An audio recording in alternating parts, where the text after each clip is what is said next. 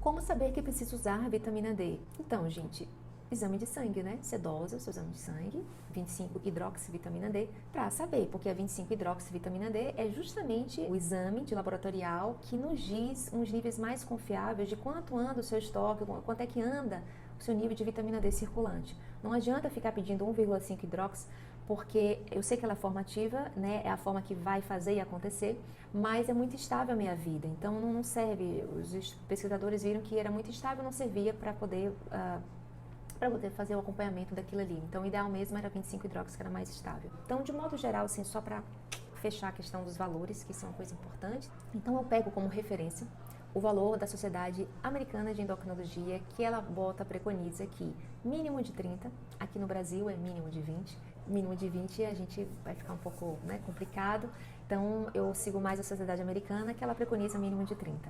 E ela coloca também que o valor, assim, adequado para a maioria, assim, adequado para as pessoas terem saúde, seriam entre 40 e 60, onde você tem mais estudos e tal, né, de segurança, 40 e 60. Pronto.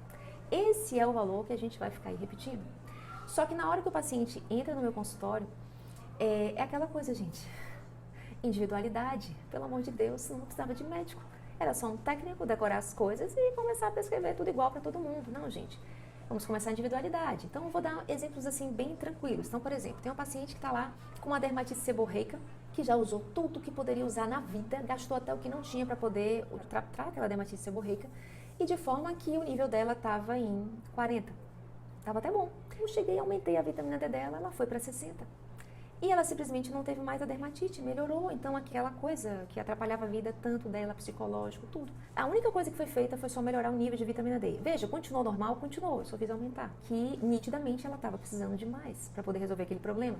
A mesma dermatite seborreica, por exemplo, vou pegar a dermatite porque esse exemplo foi bem interessante e foi real mesmo. Uma outra paciente, ela já estava ali com 75 de vitamina D. E a dermatite ainda continuava ali dela. Eu falei, olha, vamos fazer o seguinte, vamos deixar um pouco mais normal? Ainda está na faixa de normalidade. Então, a gente vai subir um pouco mais. Aí eu coloquei para perto de 90.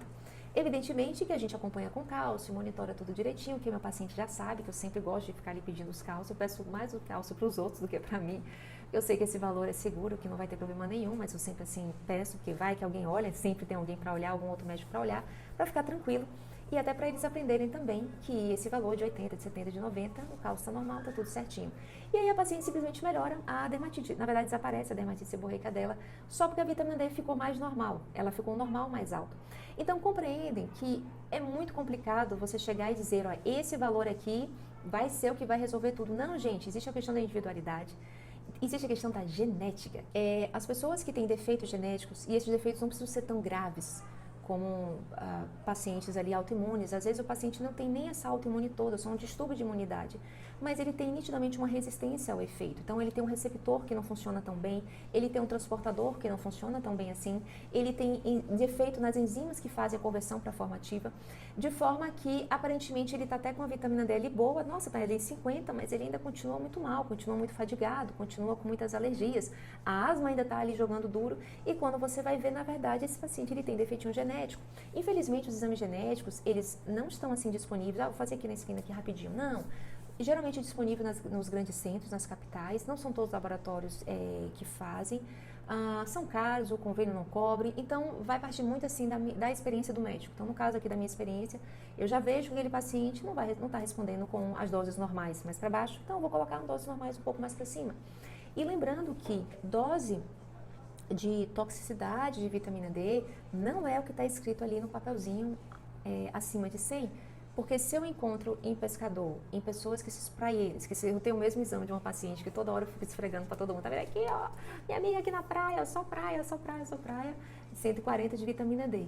Evidentemente que eu não fico também colocando que as pessoas têm que ficar com níveis acima de 100.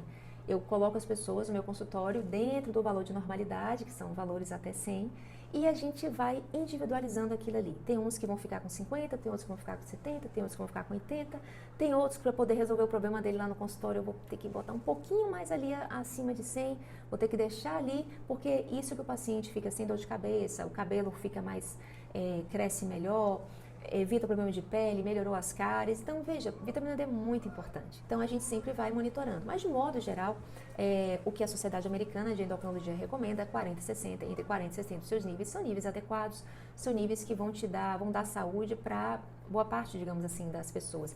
Só para botar aqui um gráfico que é muito legal, que esse é um dos gráficos que eu também mostro na consulta, porque isso vai fechar bem essa questão de valores de referência. Ali ele bota alguns cânceres, câncer de mama, câncer de ovário, linfoma, bota até algumas autoimunes, ataque cardíaco, e aí bota o valor de vitamina D dessas pessoas. Então aqui foi um estudo, né, que observou essas pessoas. E aí viu que 20, apenas o raquitismo, nesse contexto aqui, foi prevenido, que a gente já sabe que 20 é top de vitamina D, 20 de vitamina D é top para prevenção de questões ósseas, principalmente o raquitismo.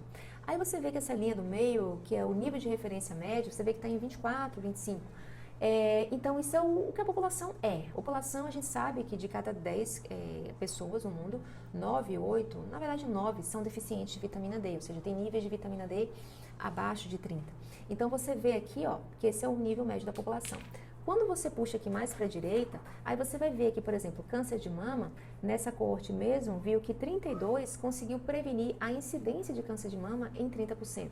Quando a gente puxa um pouco mais para cá, você coloca aqui que a vitamina D aqui de 50 já conseguiu ter uma prevenção de câncer de mama maior. Então, em resumo, quando a gente tem esses níveis, segundo aqui essa coorte aqui, e é o que a Sociedade Americana de Endócrino preconiza, 40 e 60 estaria um nível seguro para você. Você pode ficar tranquilo, não precisa se preocupar com cálcio nem nada, e seria um nível que conseguiria abranger muita coisa em relação à questão de saúde. Se você se expõe ao sol constantemente, você está ali sempre direto ali ao sol, então pelo menos acima de 80 e 90. Então, vitamina D, ela não é remédio, é uma coisa que faz parte do nosso corpo, é um hormônio e é necessário você ter níveis adequados para ter saúde.